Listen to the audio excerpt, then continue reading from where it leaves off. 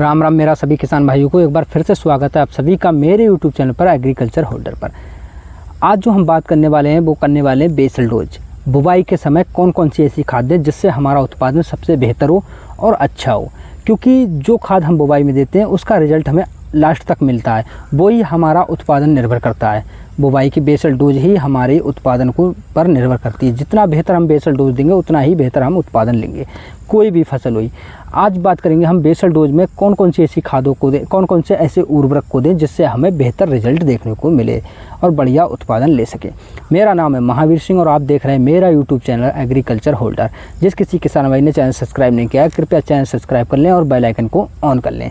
ठीक है, आज हम बात करेंगे कुछ फास्फोरिक खादों पर और उनकी कितनी कितनी मात्रा हम लें और कौन सी फसल के लिए कौन सी फास्फोरस खाद हमें ज़्यादा बेहतर मानी जाती है जिससे हमें अच्छा उत्पादन मिले। देखो, मेन पॉइंट यही समझने वाला है कि हम कहीं डीएपी देते हैं, कहीं टीएसपी देते हैं, कहीं एसएसपी देते हैं, कहीं एनपीके देते हैं, लेकिन यह किसी को नहीं मालूम है कि कौन सी फसल में कौन सी खाद सबसे ज़्यादा बेहतर मानी जाती है या सबसे ज़्यादा बेहतर रिजल्ट देखने को देती है या सबसे ज़्यादा बेहतर उत्पादन देती है, क्योंकि ये हमें पता होना बहुत ज़रूरी है। देखो, बात करें अगर हम डीएपी की, किसान भाई क्या समझता है कि फास्फोरस ही एकमात्र ऐसा स्रोत है जो हमें बुवाई में सिर्फ देना है। ऐसा कुछ नहीं है, सिर्फ फास्फोरस से आपका काम नहीं चलेगा, इसलिए ऐसी खाद को दो जो, और एक चीज़ और यहाँ पर, जो फसल के रिकमेंडेड हो, जिस फसल पर जो खाद सुटेबल हो वही खाद का आप प्रयोग कीजिए। डीएपी, एनपीके, टीएसपी और एसएसपी, ये खादों का अपना अपना एक अलग कॉम्बिनेशन है और हर फसल में अलग अलग खादों का प्रोसेस अलग होता है। जिससे कि हम आज जो बात करेंगे वो सिर्फ सरसों पे बात करेंगे, तिलहनी फसल पर बात करेंगे। उसके बाद हम कल वाली वीडियो में जो बात करेंगे वो अनाज वर्गीय फसलों पर बात करेंगे, और परसों जो हम बात करेंगे वो हम करेंगे दलहनी फसलों के लिए। और इन तीनों फसलों में कौन सी खाद सबसे ज़्यादा सुटेबल होगी, तिलहन के लिए कौन सी होगी, यानी कि सरसों के लिए कौन सी, या लाही लाटा जो भी आप बुवाई कर रहे हो उनमें कौन सी खाद ज़्यादा सुटेबल होगी, कौन सा उर्वरक सबसे ज़्यादा काम करेगा। वहीं अनाज वाली जैसे गेहूं की है, मक्का की है बुवाई, इनके लिए जौ की बुवाई है, तो इनमें कौन सी हमारी फास्फोरस खाद सबसे ज़्यादा काम करेगी। वहीं तीसरी हमारा जो है दलहनी फसल, चना है, मटर है, मसूर है, इनमें कौन सी खाद जो फास्फोरस होगी, कौन सी फास्फोरस खाद सबसे बेहतर काम करेगी। तो आज सिर्फ बात करेंगे, हम करेंगे तिलहनी फसल पर। तिलहनी फसल जिसमें हम सरसों की बुवाई इस समय चल रही है, उस सरसों की बुवाई में आपको जो सबसे ज़्यादा, देखो मैं अपने हिसाब से बताऊं तो तिलहन के लिए हमें सबसे ज़्यादा उत्पादन मिला तभी देखने को मिलेगा जब उसमें तेल की मात्रा सबसे अधिक होगी और उसके अंदर क्या होगा, वजन सबसे अंदर होगा या दाना सबसे बेहतर होगा, तभी हम उसका अच्छा उत्पादन ले सकते हैं। तो उसके लिए देखो, मैंने जो पहले डाला, लोग डीएपी डालते हैं, डीएपी भी आप डाल सकते हैं, लेकिन सबसे ज़्यादा जो काम करती है इसमें वो काम करती है टीएसपी। मैंने पहले डाल के देखी है, एक खेत में डीएपी थी और एक में टीएसपी थी, तो टीएसपी वाली जो सरसों थी वो बहुत ही बेहतर चल रही थी और उसमें उत्पादन भी बेहतर हमें मिला। इसलिए टीएसपी, क्योंकि वो टीएसपी के अंदर 40% हमें फास्फोरस मिलता है और 15% हमें कैल्शियम देखने को मिलता है। तो इसलिए वो टीएसपी कैल्शियम क्या होता है, पत्ता एकदम साफ रहता है, दाना लास्ट तक बोल्ड रहता है, मजबूत बना होता है और मोटा दाना रहता है, इसलिए वो बढ़िया, क्योंकि जब दाना बेहतर होगा तभी हमें उससे अच्छा उत्पादन देखने को मिलेगा। तो इसलिए शुरुआती अवस्था में आप बेसल डोज में अगर सरसों की बुवाई कर रहे हैं तो टीएसपी का प्रयोग करें। टीएसपी बहुत ही बढ़िया अपने आप में एक खाद है।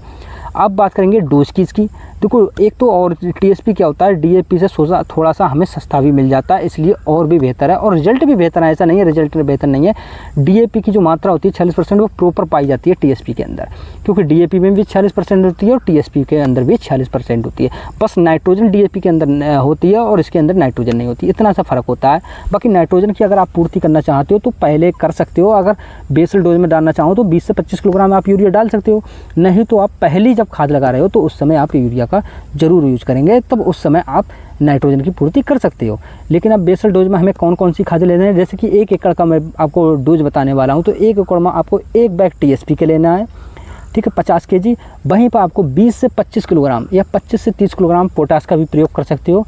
वहीं अब तीसरी जो चीज़ इसमें आती है, पोटास क्या होता है, हमारा रोग प्रतिरोधक क्षमता, कीटों से लड़ने की क्षमता पौधे में बहुत ही बढ़िया तरीके से काम करती है, साथ ही साथ पाले से भी बचाने का थोड़ा सा कार्य करती है। वहीं तीसरी हम प्रोडक्ट की बात करें, इसमें जो बेसल डोज में सबसे सुपर हिट है वो है हमारा सल्फर। तिलहनी फसलों के लिए सल्फर एक बहुत ही रामबाण साबित हुआ है। ठीक है। उसके लिए आपको सल्फर लेना है जो 8 से 10 किलोग्राम लेना है, और वो भी सल्फर में भी ध्यान लेना है। सल्फर आपको 80% भी आता है, 90% भी आता है, WG आता है, WDG भी आता है, ठीक है। तो इन सब में सल्फर आपको जो लेना है वो सिर्फ लेना है बेंटोनेट। बेंटोनेट सल्फर जो दानेदार होता है, जो मसूर के दाने की तरह होता है, उस तरह का सल्फर आपको लेना है, लगभग 8 से 10 किलोग्राम प्रति एकड़।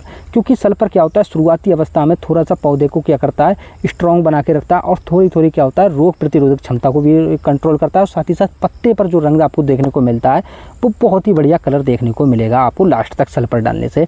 और साथ ही साथ क्या होता है, तेल की मात्रा में भी इसको इजाफा करता है। आप सल्फर का बाद में भी प्रयोग कर सकते हो, लेकिन शुरुआती अवस्था में बेंटोनेट सल्फर का जरूर प्रयोग करें। अगर पहली डोज अगर यूरिया डाल रहे हो तब भी आप WDG वाला जो सल्फर आता है 80%, उसका भी प्रयोग कर सकते हो, ठीक है। 3 किलोग्राम प्रति एकड़ के हिसाब से उसका भी प्रयोग कर सकते हो। बाकी ये जो जानकारी मैंने बताई है वो आपको बेसल डोज में बताई है, ठीक है। बाकी आगे वीडियो में डालता रहूँगा सरसों से रिलेटेड। अगली जो वीडियो आएगी वो गेहूँ से रिलेटेड आएगी आपकी, कि गेहूँ में बेसल डोज में कौन सी खाद लें जो सबसे बढ़िया काम करे। तो ये तो रहा मेरा सरसों वाले। बाकी अभी तक आपने चैनल सब्सक्राइब नहीं किया तो कृपया चैनल सब्सक्राइब कर लें, बेल आइकन को ऑन करना ना भूलें। साथ ही साथ वीडियो को जरूर शेयर करें, और वीडियो अच्छा लगा हो तो कमेंट में अपनी राय जरूर दें। बाकी जुड़ने के लिए आपका सभी का मेरे चैनल पर बहुत बहुत